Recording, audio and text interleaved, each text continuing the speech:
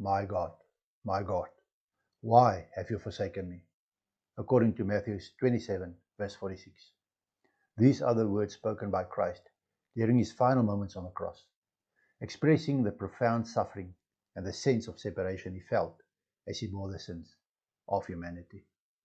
This phrase is also found in Psalm 22, verse 1, which is a messianic prophecy about Jesus' suffering and death.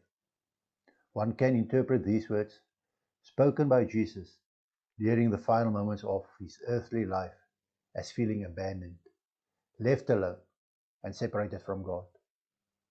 Did God truly forsake Jesus? Or did Jesus express his deep suffering and loneliness as a human?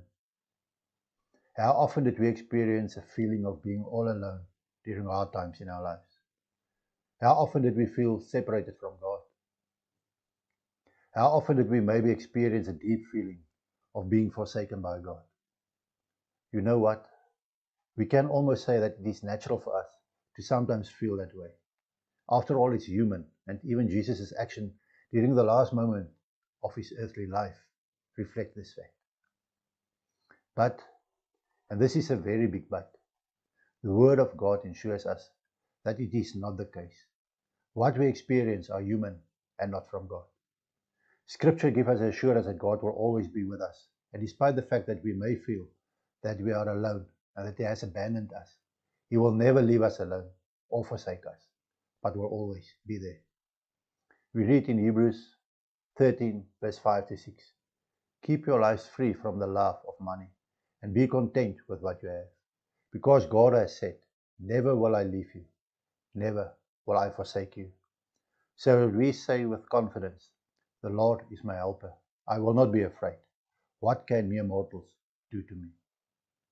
In Deuteronomy 31, verse 6, we read, the strong and courageous, do not be afraid or terrified because of them, for the Lord your God goes with you. He will never leave you nor forsake you. And verse 8, the Lord himself goes before you and will be with you. He will never leave you nor forsake you. Do not be afraid. Do not be discouraged. Put your trust in the Lord and remember that He is always present, that His outstretched hand of love and grace is always there. All you have to do is reach out and place your hand in His with trust and faith.